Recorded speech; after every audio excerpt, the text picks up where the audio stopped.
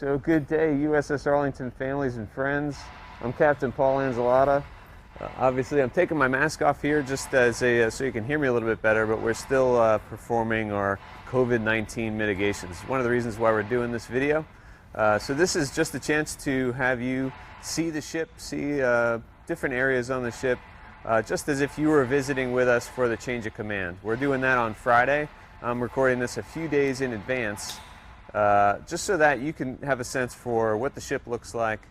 Maybe we'll run into a few sailors along the way, explain some of the things about the ship that I feel are probably interesting to you and the people out there, and then you can enjoy that, before the change of command or after the change of command, however it fits in for you. So, welcome aboard. I'm Captain Paul Anzalata, ship's captain. All right, welcome to the well deck of USS Arlington. This is where the action is. It's one of the main areas where you'll see action on an amphibious warship.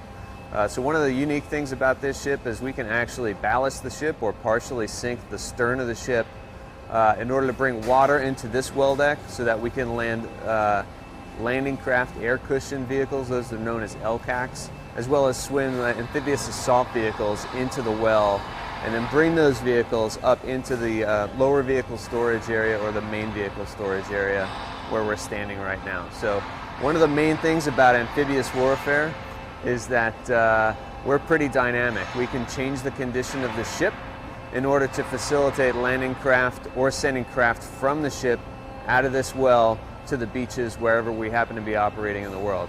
And as you probably know, most of the Earth is covered in water. That means the United States Navy brings this capability to like 90% of the population in the world that live by the sea. That facilitates the United States Marine Corps' missions of, let's see, amphibious assault, raids, demonstration, close air support. Lots of times we do humanitarian assistance, foreign humanitarian assistance, disaster relief, that kind of thing. All this happens from either our flight deck or this well deck where our vehicles, whether they're aircraft or amphibious craft, are launched and recovered. So this is a pretty exciting place to be. All right, so welcome to the mess decks on USS Arlington. This is where the crew eats. All those that are ranked E1 to E6 on the crew will eat in this area, where we've got about 140 seats total. If there are 1,100 Marines and Navy on the ship during a deployment, probably about 900 of those folks are in the category of E1 to E6. So do the math. That's a lot of folks that need to come through here and eat. Sometimes for the folks that work dirty jobs or difficult jobs or jobs that are out in the weather, the 20 minutes in this spot with a good meal that's both refreshing, tasty and delicious, as well as the time with your shipmates. It may be the only 20 minutes in that 4 or 5 hour period of the day where you get to really relax. So this is a really important place. The other thing you might notice is, hey, why is the skipper not wearing his hat anymore? So that's a Navy tradition where we don't wear covers on the mess decks because historically, during wartime, the mess decks are also a location where we bring our injured and those who might be really badly hurt. So out of respect for the dead and the dying, we never wear a cover on the mess decks. That's just the thing we do in the United States Navy.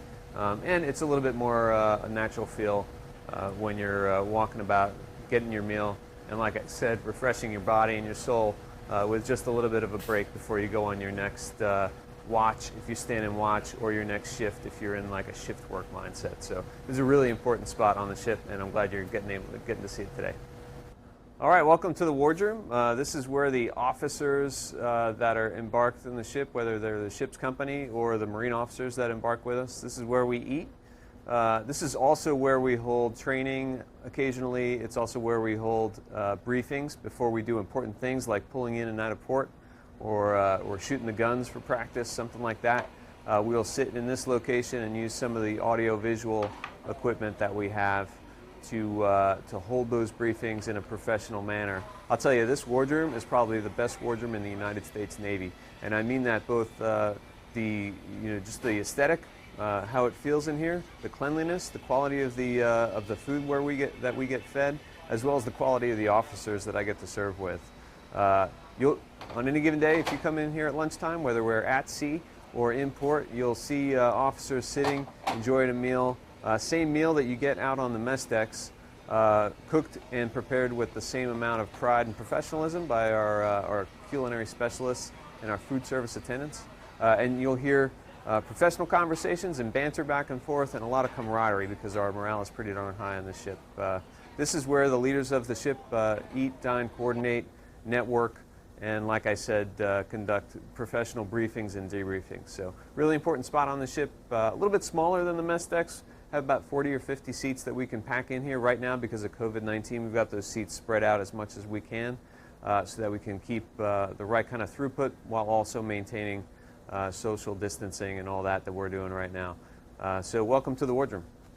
All right, so this is the flight deck of USS Arlington. This is a pretty big spot, obviously. I'm standing on spot 1. There are 6 landing spots on this flight deck. We normally use up to 4 of them at any given time. When we were deployed in 2019, we had both the Cobra helicopters and the Huey helicopters out here. So typically we use the smaller expanded spots that you see around. This bigger spot is for like an MV-22 Osprey tilt rotor aircraft, as well as an H-53 can land on this large flight deck as well. So what those helicopters bring to the fight is obviously a logistics capability to move things on and off the ship, but also an air assault capability to move combat-ready Marines to and from the area of operations. So obviously a big deal is operating this flight deck safely, keeping it in good condition so that it's a safe place to operate and a place where we can make rapid turnaround of sorties, putting gas into these helicopters, reloading ammunition potentially, and then, like I said, moving either passengers or Marines on and off those helicopters. Right behind me is the Elizabeth River. We're here in Norfolk. It's a bit of a cloudy day as we've got a tropical storm in the vicinity, but otherwise beautiful as always, and part of the maritime domain where we operate this ship. So this is what we call home in Norfolk, Virginia. All right, welcome to the pilot house, otherwise known as the bridge of USS Arlington. This is where we obviously steer the ship, navigate the ship, use radars and other tools at our disposal to safely navigate the ship, as well as perform those command and control functions that every warship has. So here on the bridge, it's normally a hubbub of activity when the ship's underway, especially. This is where the officer of the deck stands her watch and works with the other people that are on the ship, whether that's those folks in the Combat Information Center, the people in the helicopter control tower, or the debark control station, which are both aft and help sequence craft onto the flight deck, off the flight deck, or in and out of the well deck, as we looked at earlier. So the bridge is sometimes ceremonial, but mostly it's a workplace. It's where we navigate the ship. It's where we keep a proper lookout and communicate with the other ships around us. In our 21st century Navy, this part of any ship is usually a high-tech spot. It's where we put together several combat systems, tools, electronic means of communication, and then just the basic methods of face-to-face communication and verbal communication between watchstanders. So on any ship in the United States Navy, you'll see a pilot house, you'll see a bridge. This is ours. It's outstanding. Man, you can almost play tennis on this thing. It's so big. I'm just kidding. That's an overstatement. But it is a very large bridge. There's plenty of room to get our job done here, and another special place on the ship. Hi, welcome to the USS Arlington Memorial Tribute Room.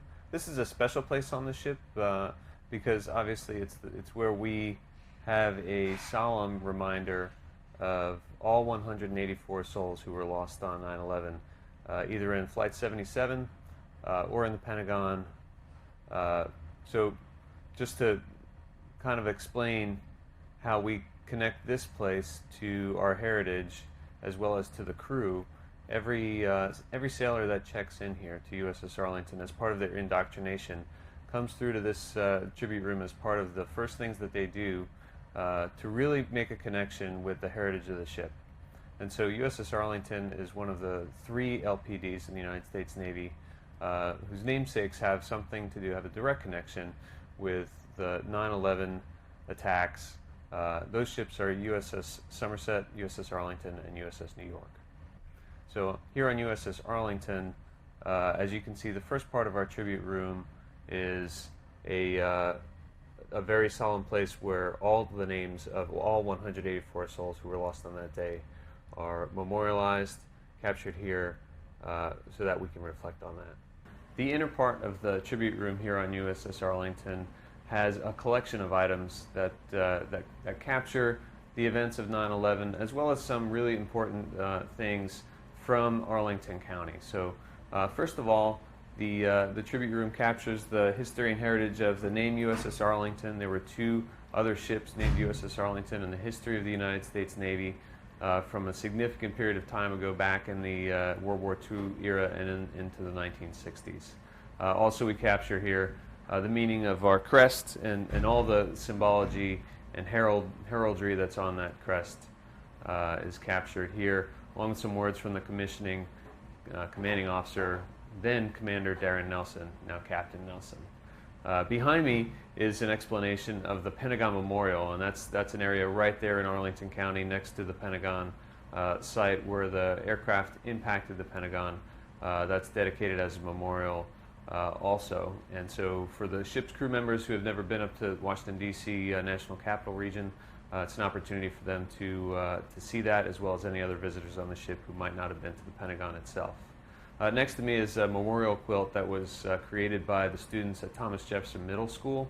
That also captures every one of the names of the victims from 9/11 there in Arlington County, and it's obviously a treasure to us. Behind the camera are a collection of displays that describe the timeline of events for that day, what happened, the path of the aircraft, the rebuilding of the Pentagon itself, and just what that meant in terms of overcoming the challenge that was presented to us so dramatically on the 11th of September 2001. All right, so I'm wrapping up this tour with you. Obviously, it's a little bit different doing this on video recording as opposed to walking with you up the pier to the ship and then through the ship and then back down towards your car. But as I wrap up the tour, I wanted to include maybe just a sense of how large this warship is. $2 billion warship, 684 feet long, displacing a good 28,000 tons when combat loaded. 1,100 souls on board with the Marines embarked, and just an incredible team. So one of the main takeaways I want you to have is just how talented the sailors are who work on this ship, and what the Marines bring to our capability. So we're not that interesting without the Marines, but with the Marines we're awful lethal, and we're a great team together. So so thanks for tuning in, thanks for watching the tour and coming along with me today. I hope you got something out of it, and I hope when COVID-19 is behind us, you have an opportunity to come out and visit with the shipping crew someday.